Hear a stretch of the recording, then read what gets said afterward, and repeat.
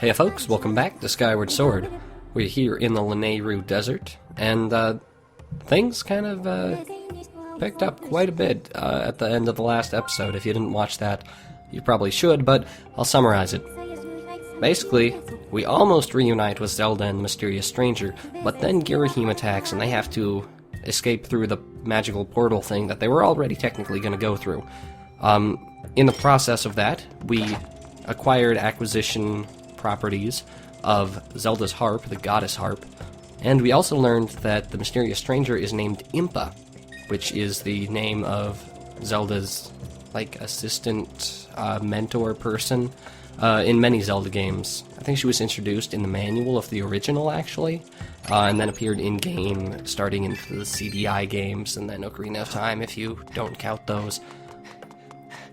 But yeah, they're off somewhere. We don't really know where they went, but before she left, Impa told us to head to the sealed grounds and talk with the old lady who was there. And hopefully she will be able to guide us. And that's kind of the system for the rest of the game. Rather than using kind of the sky as a plot hub, it's really more at the sealed grounds. Anywho, not to disturb the flow of the plot, we will head to the sky and then fly over to the Faron Woods and go meet with the old lady, who we unfortunately do not have a name for yet.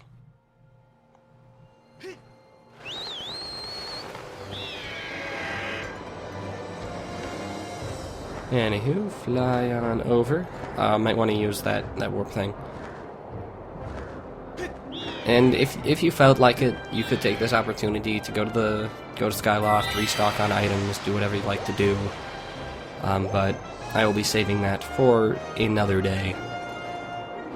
So I want to keep this train going.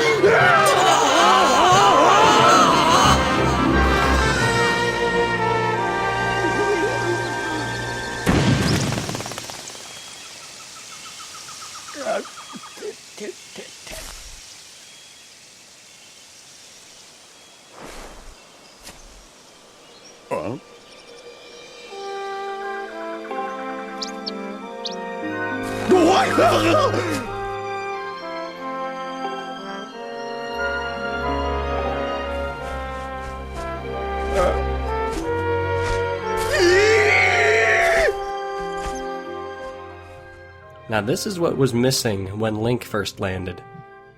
The freaking the fuck out.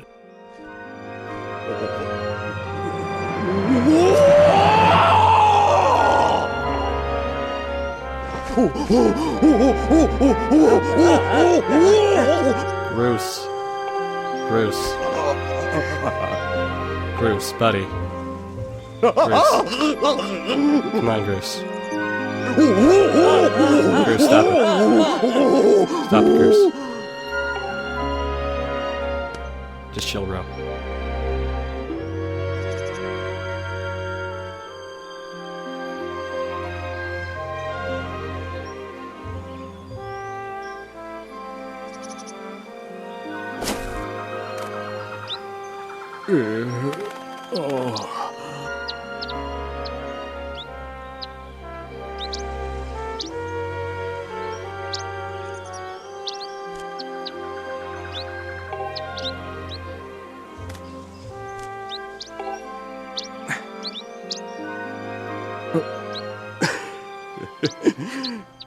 Look at him, he is, genuinely caring for somebody. It's weird. Somebody other than himself, I mean. Just goes to show, he may be kind of dull-witted, but he's still a person. He still cares about people.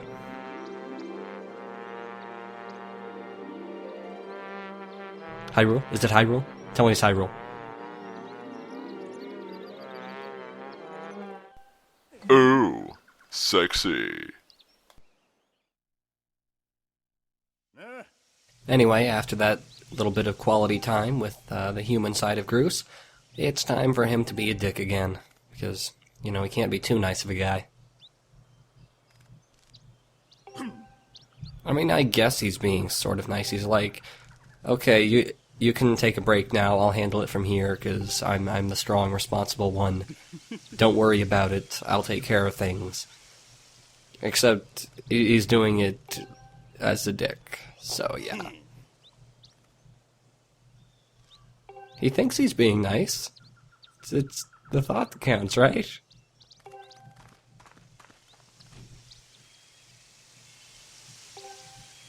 Keep in mind he doesn't have a sword. Or a shield. Or Mr. Bug. Or anything that would help him be the hero. But, you know, he's Groose. Maybe he can take care of it.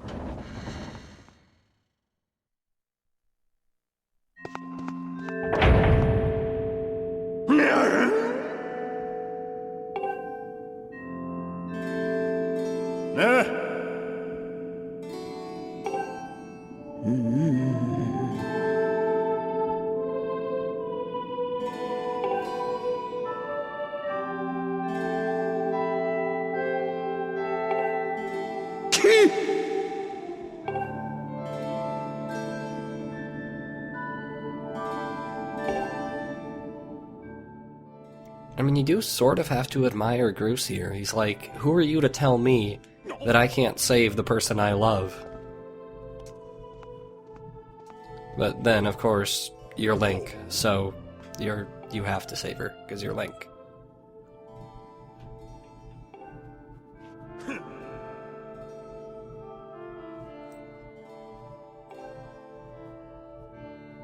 No, don't be like that. Yeah, it's not that he hates Link, it's just that he's just kind of taken a metaphorical wound to the heart. He's a little bitter about it. Anyway, yes, Impa, as I said before, mentor, assistant person to Zelda in many Zelda games, and a member of the Sheikah tribe, which is why she had the Sheikah symbol on her torso if you paid attention. And now we see why Zelda gave us that harp. The harp is the only thing that can open up those portals, like the one that they escaped through. So that means we gotta play it. Now, people have some things to say about the harp. As instruments go in the Zelda series, it sucks. Like, a lot. It's a rhythm thing, basically. Anytime you have to use it with any sort of precision, it's just to match the rhythm of something that you're interacting with. So like the braid, or sometimes rainbow rings, or other various things. And it's just not very good, because it's so imprecise. And there's no style or creativity to it. It's just moving back and forth. I stand by the ocarina as the best instrument in the series, because you could make your own songs on it, and you could play all sorts of variety of notes. Basically, they've gotten progressively simpler as the series went on, and this is just terrible.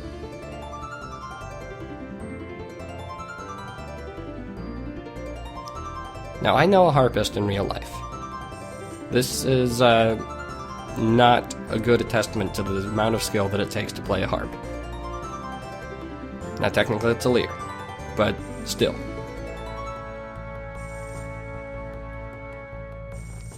Also, by the way, every song is exactly the same. It sounds different, but you play it exactly the same way.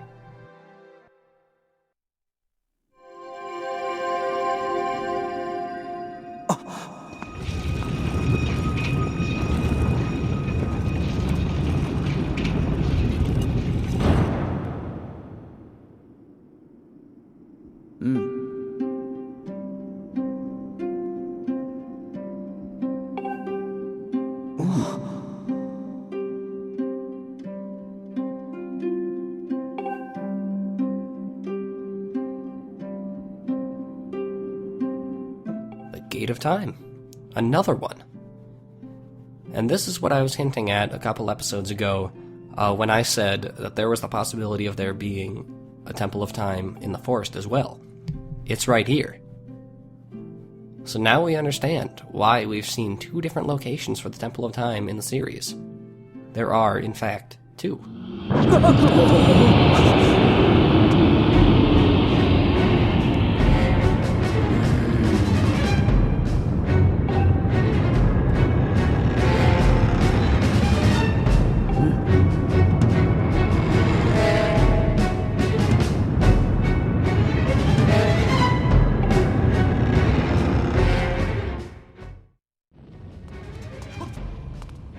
So yeah, that giant monster thing is kind of breaking free of its seal.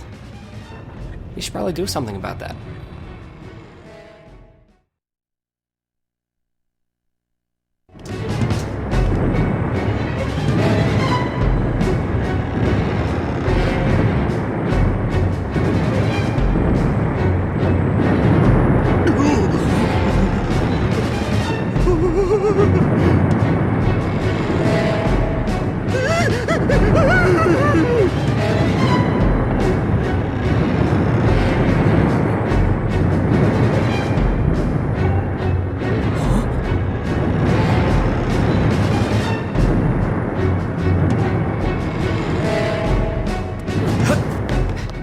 So yeah, you remember that thing that, like, ate us once in a dream? And also metaphorically ate Zelda? We're about to fight it.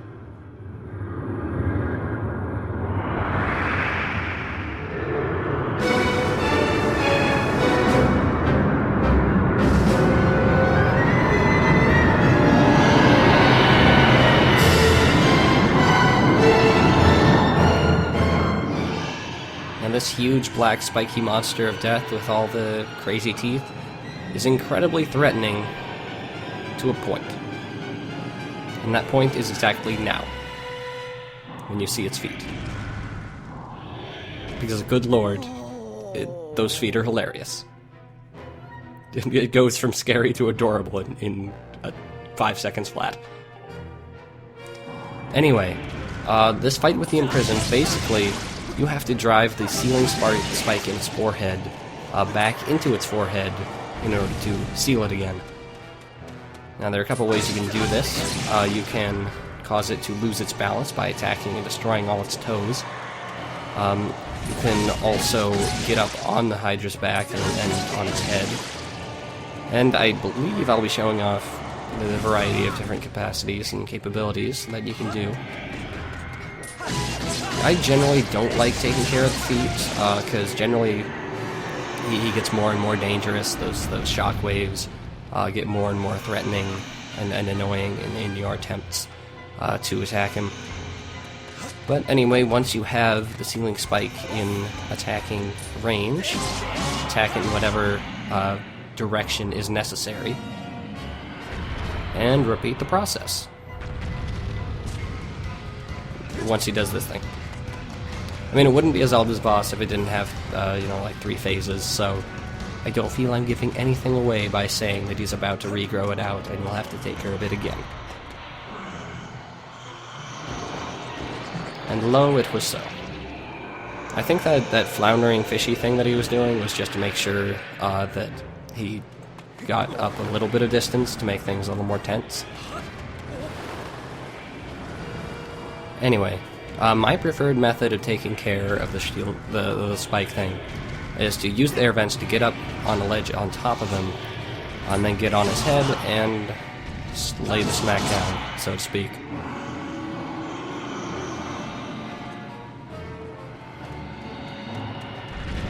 It's a lot quicker. I find it a lot safer, to be honest. Also, yeah, you see that thing on the wall? I told you I'd point it out. It's the image of the various images that were in the prologue, actually. You see, there's that evil monster, there was pictures of the goddess and all her cohorts.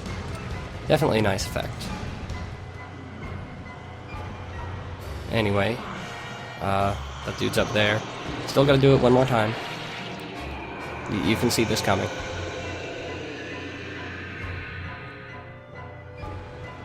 Anywho, Ultimate desperation move on your part. You can go up to the middle, and that will send you all the way up top, and then you can direct yourself falling. It can be a little tricky if you're not so good at falling with good direction. You may take fall damage, and overall it's tricky, but you can use it in a pinch.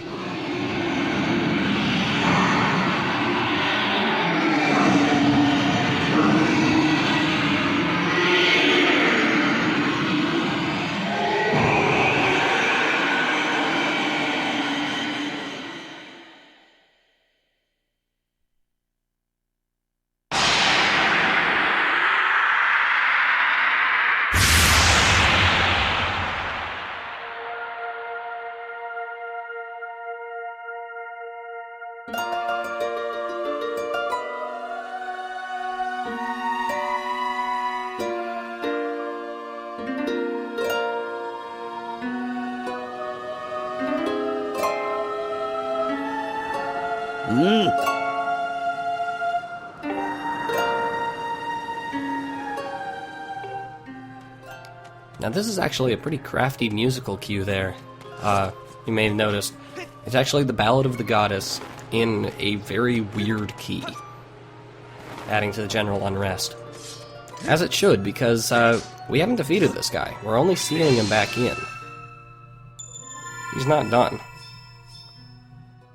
Anyway, when you seal him, you gotta make this shape.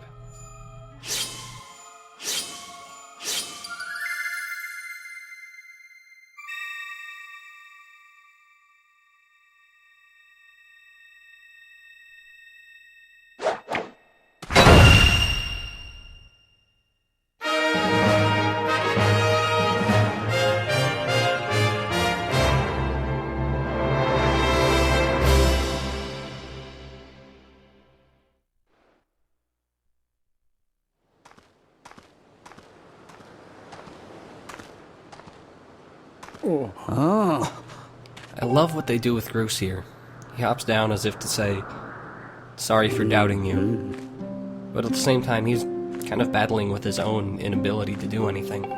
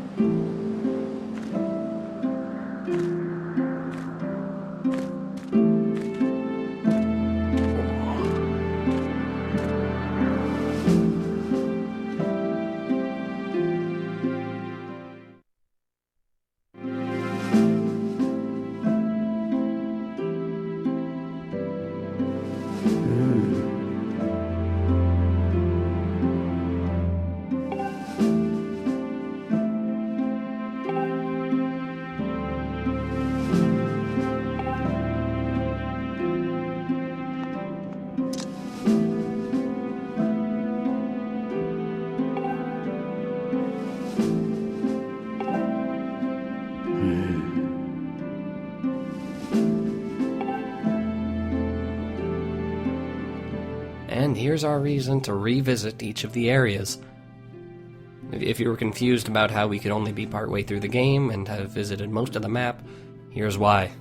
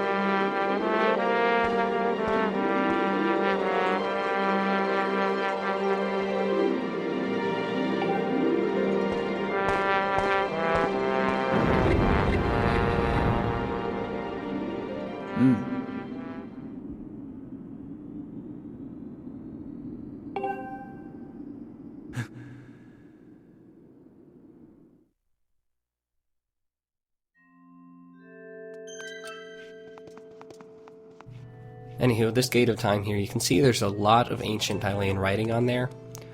As far as I can tell, it's all gibberish. I've attempted translating sections of it, and it's just a random assortment of letters. There's no coherence to it, unless it's in super secret code, in which case I have no idea.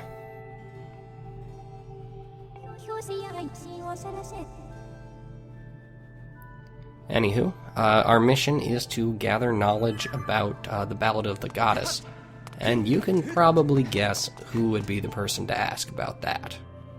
But I'll leave it to you to figure out.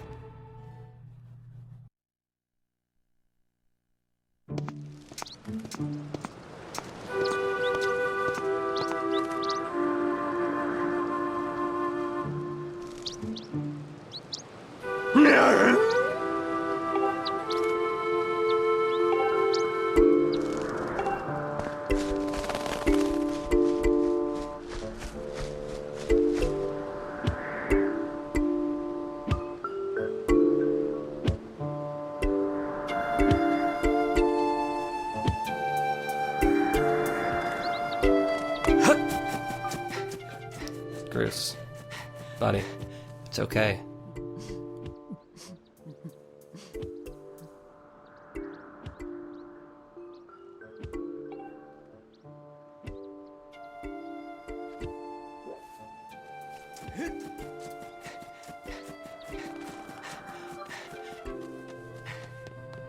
Well, anyway, after that little excursion, it's time to head back to the sky. So, let's head out here, and then through the temple. Don't worry, I'll edit it out, because I can do that.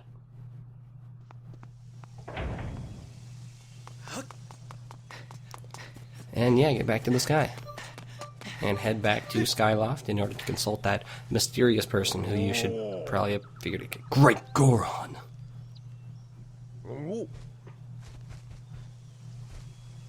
Oh yeah, these guys, the goddess butterflies.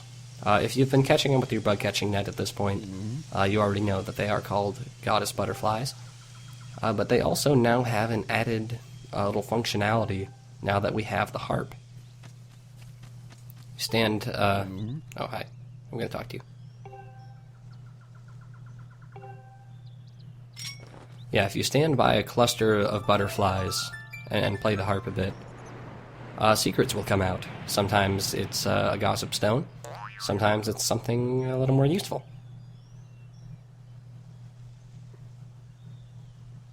Damn, these things have been around for a long time. Anyway, now it's time to return to the sky. So let's return to the sky.